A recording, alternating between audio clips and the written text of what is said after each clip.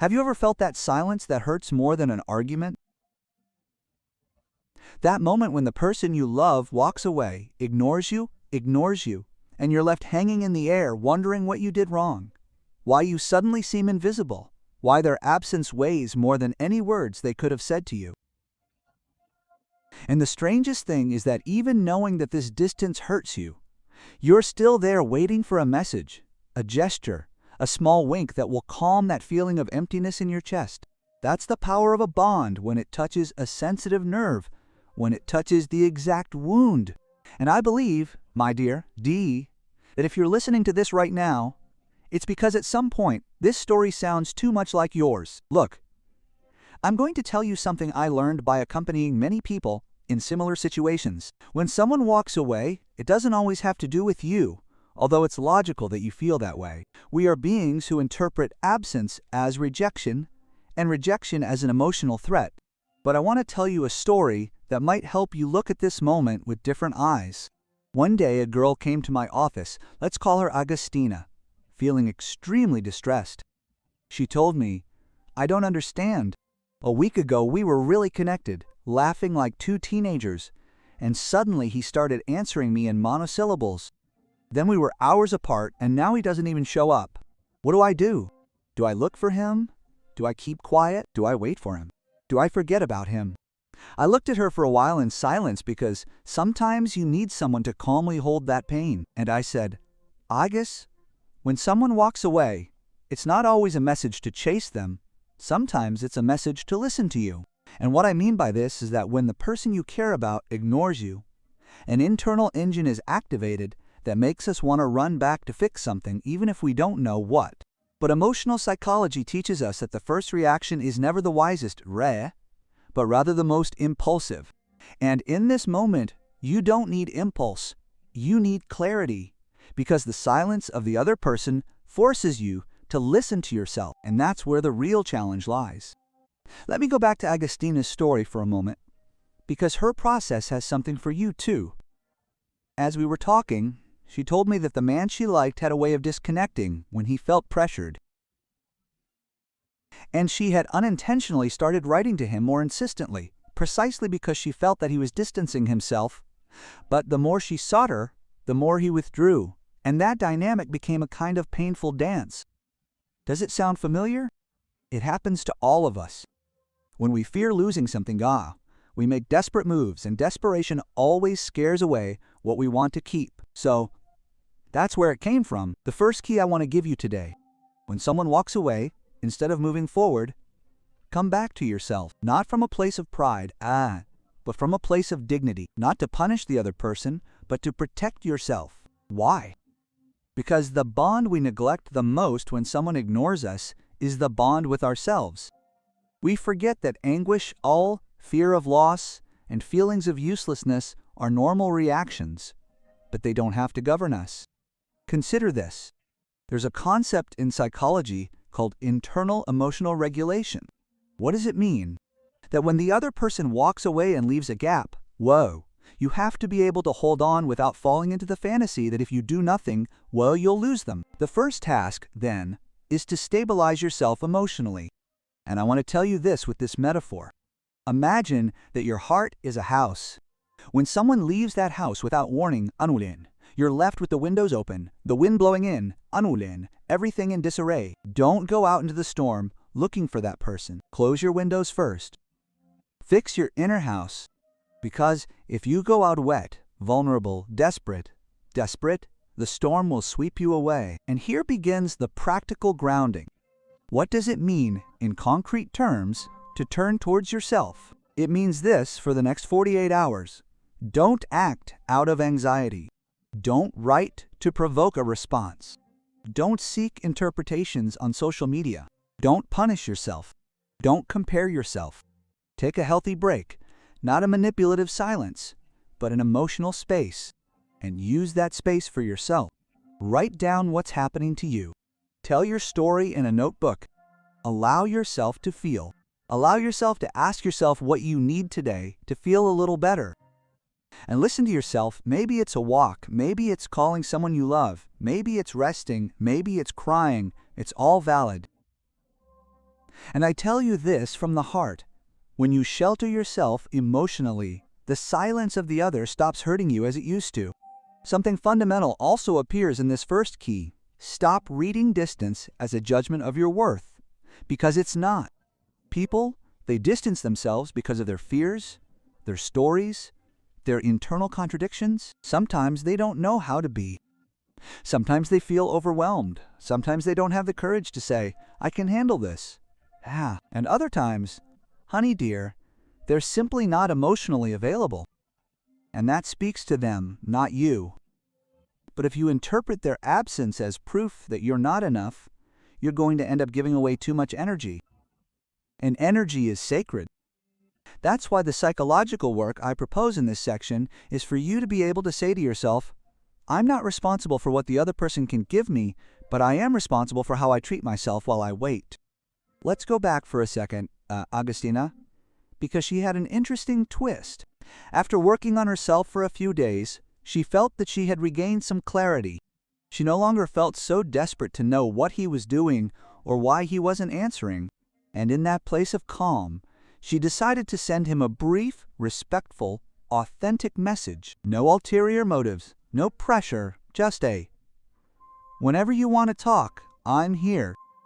He didn't respond that day, nor the next, but one afternoon he showed up, and what he said to her was something she didn't expect. I got scared. I felt like things were getting serious, and I didn't know how to handle it. You see? Sometimes conflict doesn't have to do with our worth. It has to do with the other person, emotional limitations. And I want to emphasize something. She didn't get him back because she chased him. She got him back because she got herself back. And that's the lesson for you. Distance isn't always the end.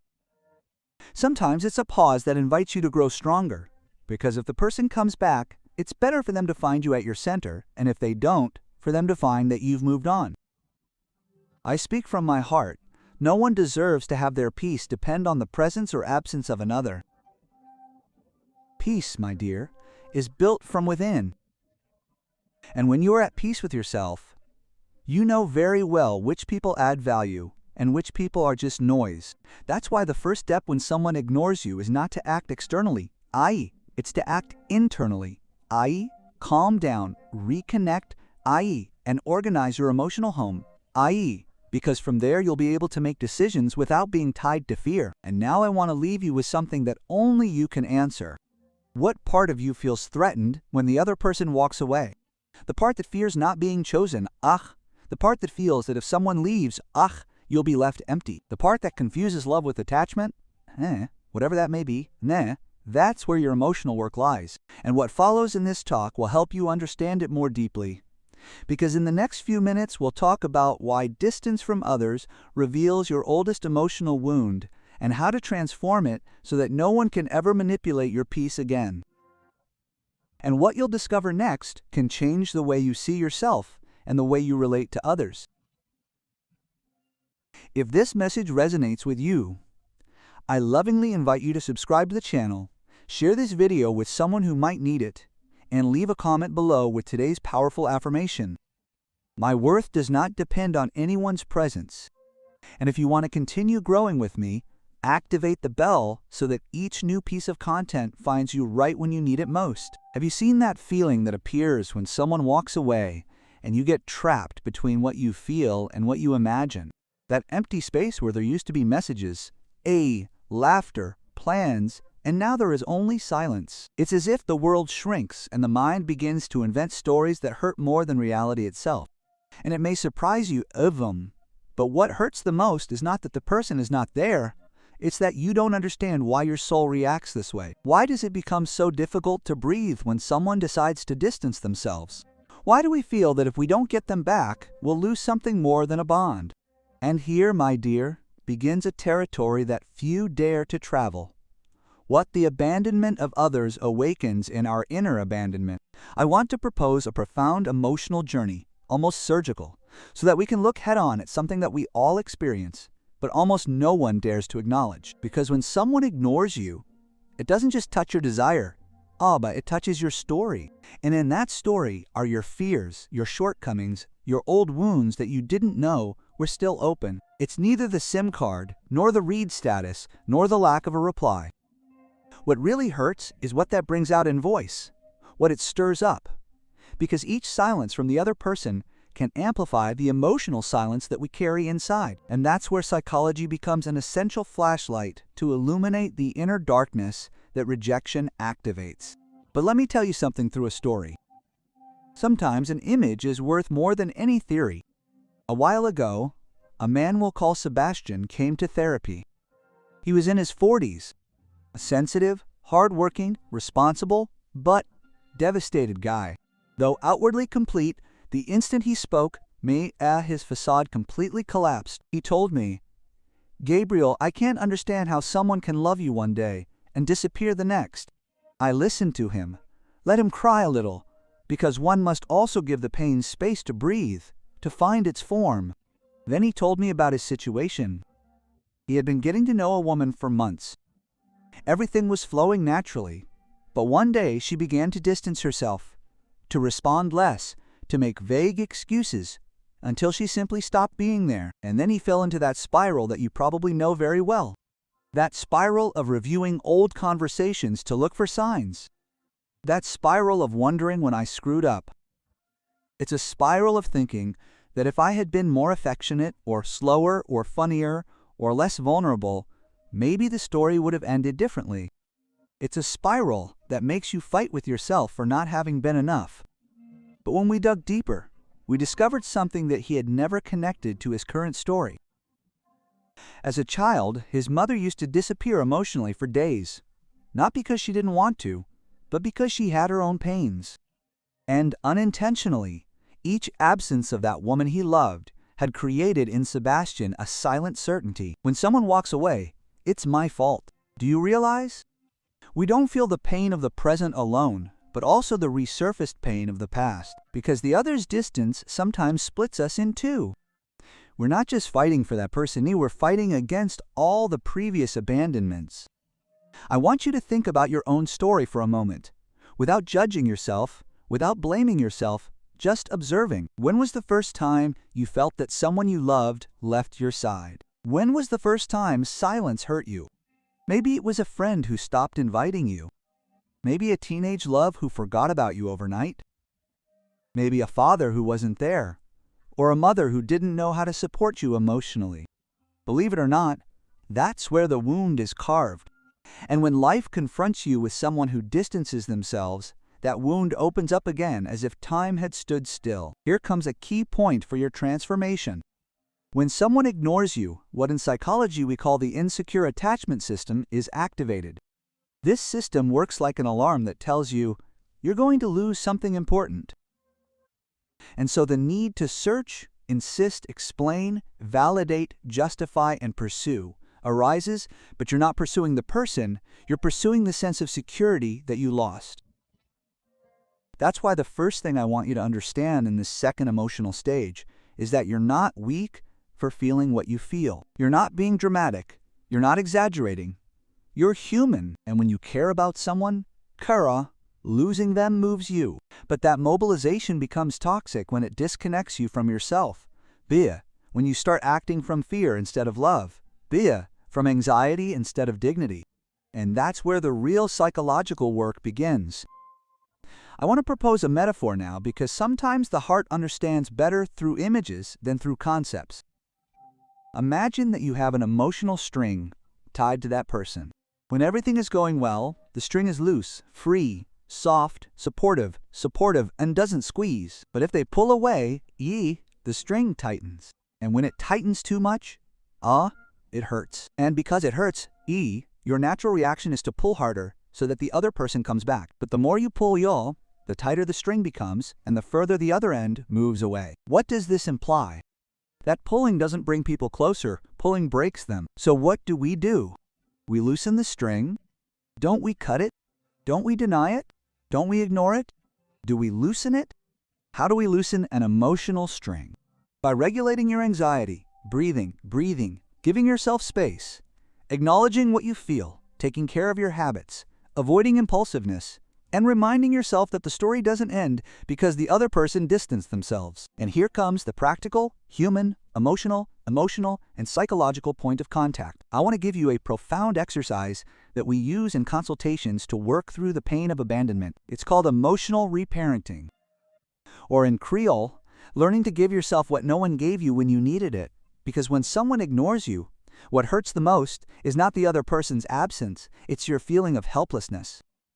So let's start to repair it. Close your eyes for a moment, if you're in a place where you can do so, and ask yourself, what part of me is suffering right now? Identify it.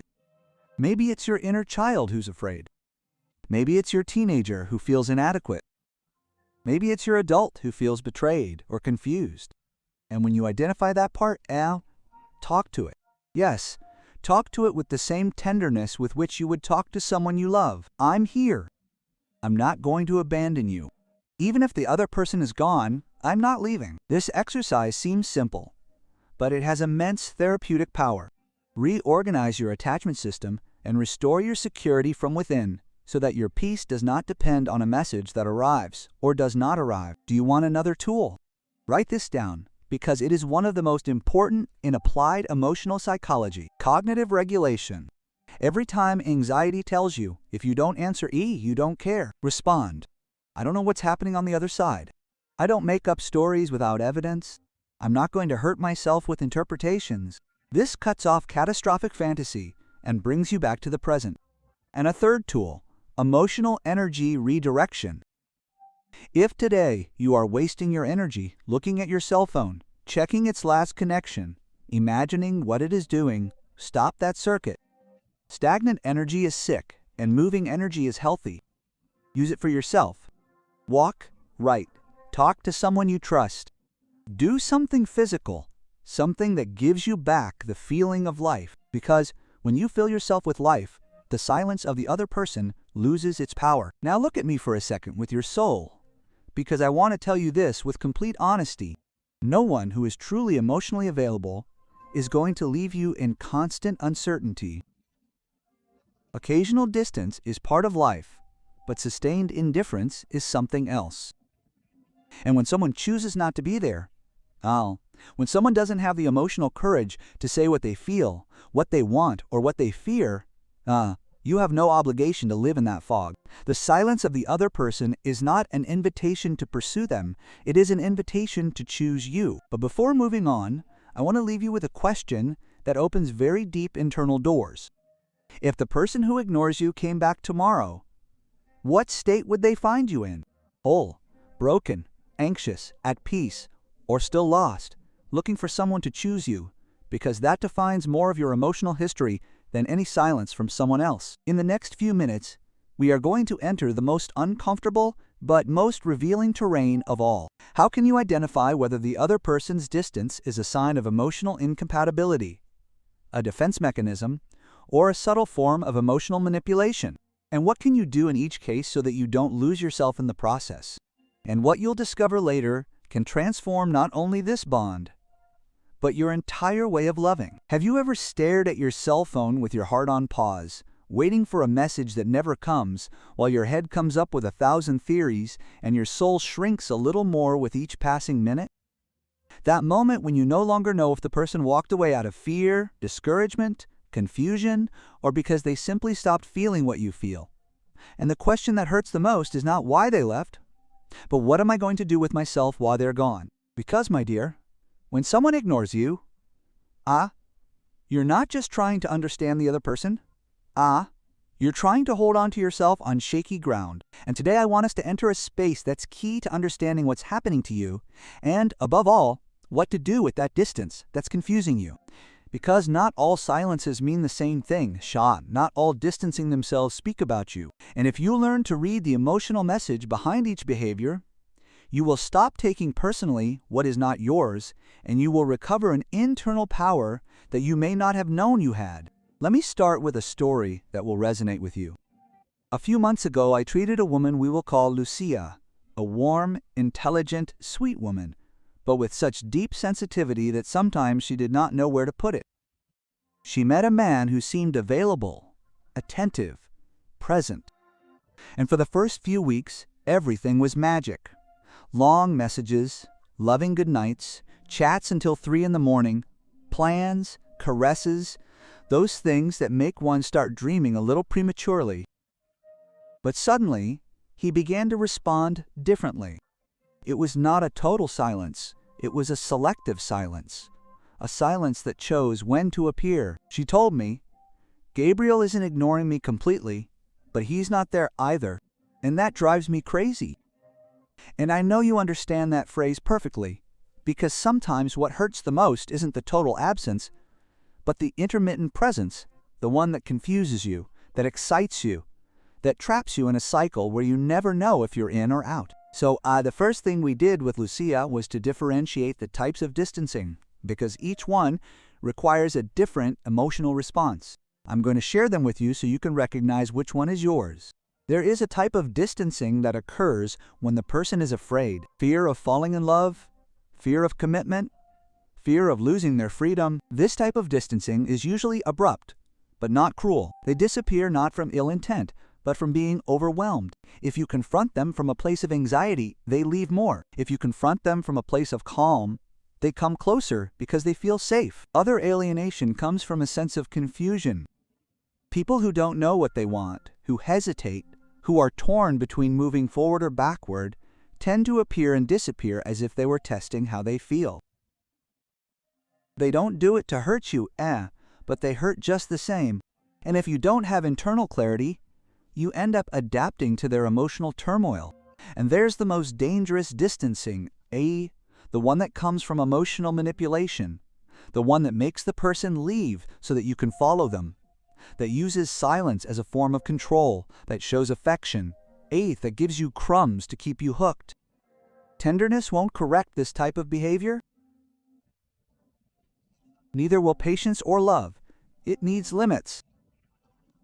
Each of these distancings activates something different in you.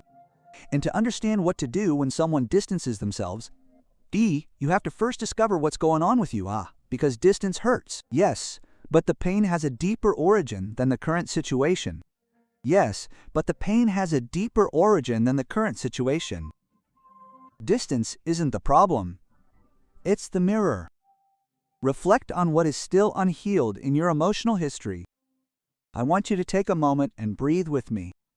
Breathing is essential when your heart is tight. And ask yourself, what does the distance from the other person trigger in me? Does it make me feel abandoned? Does it make me feel insufficient? Does it awaken in me the fear of not being important to anyone? Or does it generate anger, helplessness, or the desire to demand what I am not given? That question, as simple as it may seem, opens an internal portal. Because behind the feeling there is a story, and in order to manage the present pain, you have to understand the root. Let's go back to Lucia. She was caught between illusion and fear. At times, she thought he was confused. At times, she felt he was manipulating her. And at other times, she thought she was not enough.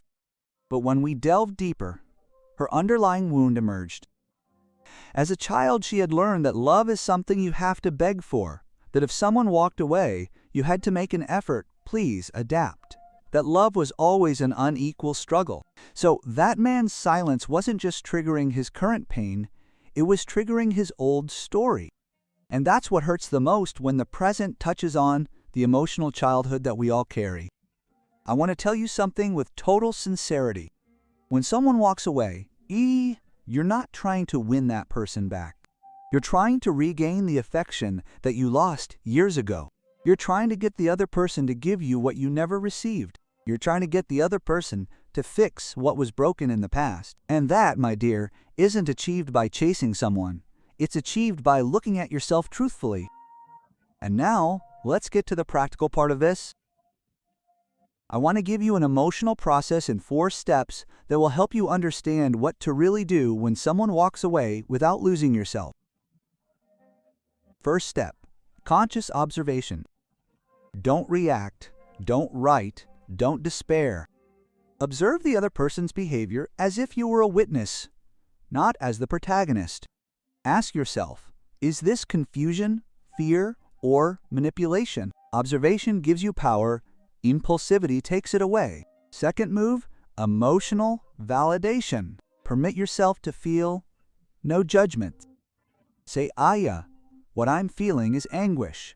What I'm feeling is fear. What I'm feeling is rejection. Naming what you feel organizes you internally. Leaving it unnamed disorganizes you. Third move, psychological reframing. Every time your mind says, ha, it ignores me because I'm not enough. Mauka respond, I don't know what's happening on the other side. I don't assume. I don't fantasize. I don't hurt myself with made-up stories. This is pure applied psychology. It creates a neurological break that stops anxiety. Fourth move, action from dignity. Wait for your emotions to calm down before making any move. And when you do, keep it simple, clear, and honest. No ulterior motives. No manipulation. Something as simple as, I'm here if you want to talk. That phrase said from a place of serenity reveals your self-esteem and leaves the ball on the other side. If it comes, it comes. It comes. If it doesn't, why, you've already learned more than you think. I want to tell you what happened to Lucia so that you can understand the power of this process. When she began to observe without reacting, ow, she realized that this man was not confused. He was managing his presence. When she worked through her emotions, she understood that the real pain was not coming from him, but from her. When she reframed her thoughts, stopped blaming herself, and acted from a place of dignity, he came back. But she was no longer the same, finally. For years she had no choice. But now she could choose. She chose that such lukewarm love just wouldn't fit her life. That, my dear, is emotional freedom, and it is what I want for you. But now I want to take you to an even deeper point. I want you to ask yourself something that perhaps no one has asked you before. If the person who ignores you today asked you to come back tomorrow, would you be coming back from a place of love or fear? From choice or necessity? Returning from fear means repeating the past, but healing your fear allows you to choose differently, and that changes everything. I want you to understand something with your soul. You don't need anyone to come back to feel enough. You need to come back to yourself. Reconnect with your self-love. Come back to your center. Come back to your peace. Come back to your dignity. Come back to your emotional truth, which is not desperation, helplessness, or that feeling of emptiness that the other person leaves you with when they leave. Your truth is much bigger than that, and it awakens when you stop chasing and start looking at yourself. And now I want to leave you with a question that opens up an immense path. What part of you believes that love is only deserved through sacrifice? Because that part is what we are going to heal together in what comes next. In the next few minutes, we are going to talk about 5 concrete actions that completely transform your relationship with someone who is moving away. 5 moves that not only work, but also build respect, emotional clarity, and self-esteem. And what you are going to discover can forever change the way you love, the way you choose, and the way you stand up in the face of any distance. If this space is accompanying you, I invite you to subscribe, share this video with someone who needs it, and leave today's powerful affirmation in the comments. I deserve a love that stays. And if you want to continue this path of emotional growth, activate the bell, BIA, so we can continue to meet where your true strength begins. I want you to remember something fundamental. When someone walks away, you still have power. The power to stabilize yourself, the power to choose, the power to chart a healthy emotional path. And that power appears with 5 deeply human, deeply psychological, deeply transformative movements. And today we are going to delve into each one asa, but not as a technique, megara, as an emotional truth. I want to tell you a story to open this section, because stories teach us what theory cannot. I recently treated a boy named Mariano, a noble, sensitive guy, with a tenderness that sometimes made him too permeable to the pain of others.